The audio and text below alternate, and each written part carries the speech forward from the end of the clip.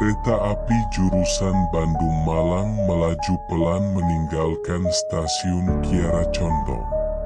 Udara malam menyelimuti rel-rel panjang yang meliuk di antara hutan dan perbukitan.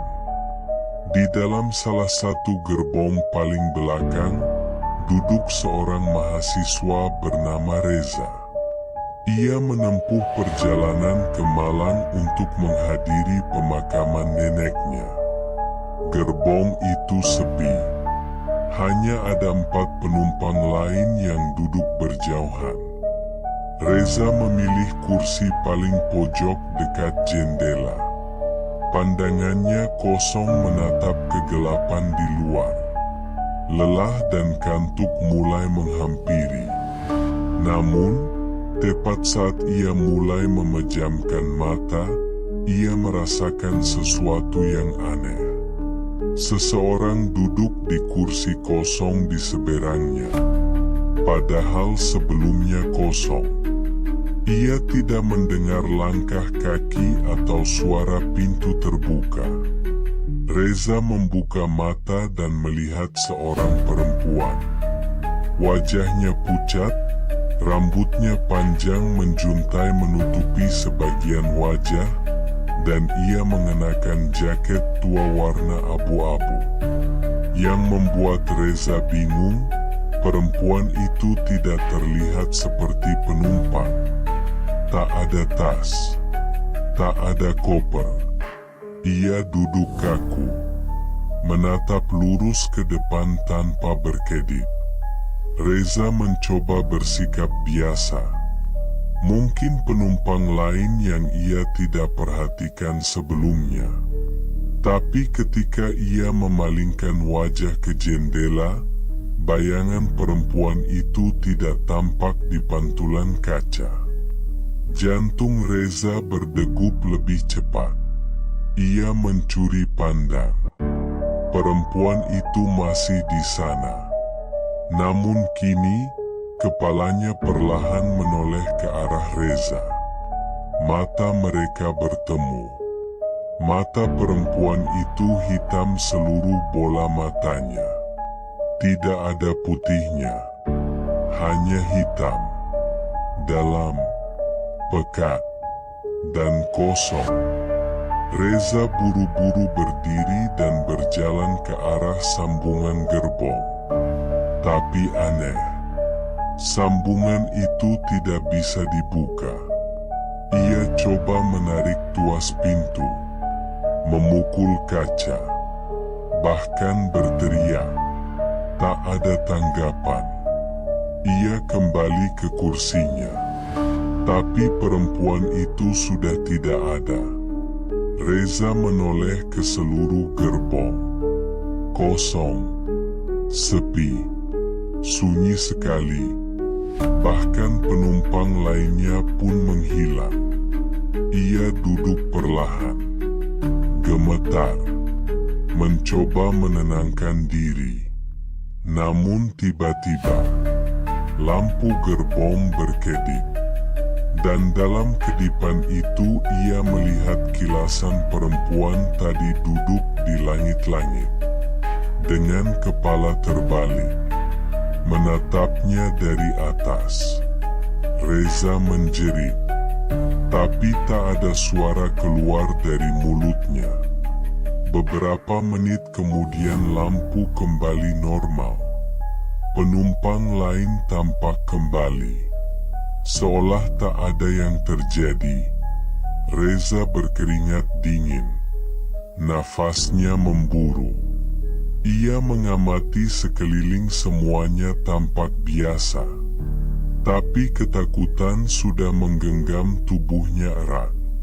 Saat kereta sampai di stasiun Kroya, ia turun. Ia tak sanggup melanjutkan perjalanan. Ia memilih menyambung dengan kereta lain pagi harinya. Di ruang tunggu stasiun, Reza mencoba menelepon ayahnya. Namun sebelum panggilan tersambung, seorang petugas berseragam mendekatinya. "Kamu tadi dari kereta Bandung-Malang?" tanya petugas itu. Reza mengangguk. Petugas itu terlihat serius. Kamu duduk di gerbong 11, ya? Iya. Kenapa, Pak? Tanya Reza heran. Petugas itu menarik napas panjang. Gerbong 11 sebenarnya udah nggak dipakai buat penumpang. Itu gerbong yang dulu terbakar waktu kecelakaan 7 tahun lalu. Ada 5 penumpang tewas terpanggang di dalamnya. Sejak saat itu gerbong itu disambung cuma buat logistik. Tapi kadang entah kenapa ada penumpang yang bilang mereka ditempatkan di gerbong itu. Reza membeku. Dadanya sesak. Ia teringat lagi wajah perempuan itu. Mata hitamnya. Suara hening yang menyiksa. Dan seketika, ia menyadari ia pernah melihat wajah perempuan itu sebelumnya.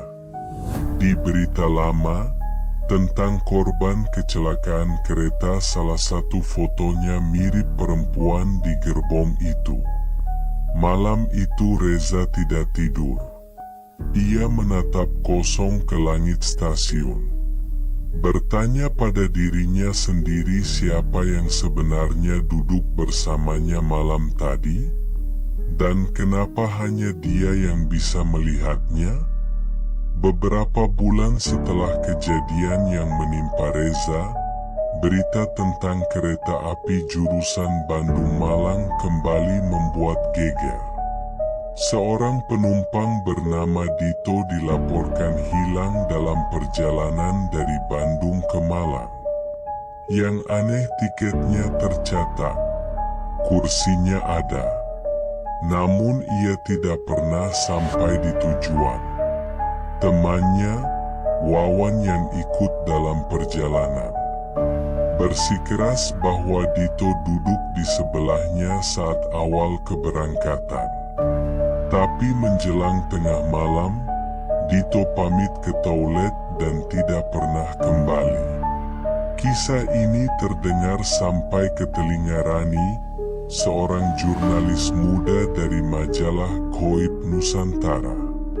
Ia tertarik menyelidiki kasus-kasus mistis yang berhubungan dengan transportasi. Setelah mengumpulkan informasi, ia menemukan pola mencurigakan setiap penumpang yang dilaporkan hilang. Semuanya terakhir terlihat di gerbong 11. Dengan izin khusus, Rani berhasil berbicara dengan beberapa teknisi perkeretaapian yang bersedia anonim. Mereka mengakui bahwa gerbong itu masih disambung ke rangkaian, meski secara resmi tidak digunakan. Kadang, kami mendengar suara langkah kaki dari dalam, walau kosong. Pernah juga ada penjaga yang melihat lampu menyala sendiri padahal kabelnya sudah dicabut. Rani merasa kasus ini lebih besar dari sekadar urban legend. Ia memutuskan naik kereta api juruan Bandung-Malang pada malam hari. Ia membeli tiket dan secara sengaja meminta ditempatkan di kursi yang biasa dihindari gerbong belakang. Namun saat ia naik, tak ada penumpang lain di gerbongnya. Sunyi, seperti yang diceritakan Reza. Udara di dalam terasa dingin dan menyengat. Di ujung lorong, ia melihat pintu logistik setengah terbuka, seolah mengundangnya. Rani berjalan pelan. Ia menyalakan kamera kecil yang digantung di dadanya. Kalau benar ini gerbong terkutuk, malam ini aku akan lihat kebenarannya, bisiknya. Namun langkahnya terhenti. Di kursi baris keempat duduk seorang perempuan. Pakaian lusuh, rambut panjang, wajah pucat, persis seperti yang digambarkan oleh Reza. Rani menelan ludah. "Permisi Mbak." Perempuan itu tidak menjawab. Tiba-tiba, Rani merasakan berat di punggung. Kamera yang ia pakai mati mendadak. Lampu gerbong meredup. Dan satu persatu kursi di depannya terisi sosok-sosok tak dikenal. Dengan wajah terbakar, rambut gosong, mata putih, duduk diam menatapnya. Lalu semuanya gelap. Beberapa hari kemudian, berita di media sosial heboh. Seorang jurnalis muda dilaporkan hilang tanpa jejak. Kamera yang ia pakai ditemukan di bawah kursi gerbong belakang. Saat video terakhir diputar, hanya terdengar suara lirih seperti napas berat di telinga kamera. Disusul dengan bisikan samar, "Turun," sebelum semuanya terlambat. Kini, PT KAI secara resmi mencopot gerbong 11 dari rangkaian kereta api jurusan Bandung-Malang tersebut. Tapi suara-suara dari jalur rel, bisikan penumpang yang tak tercatat, dan kisah mereka yang turun tapi tak pernah naik kembali masih jadi misteri. Sebab mungkin setan penunggu gerbong itu belum puas, dan ia masih menunggu penumpang berikutnya.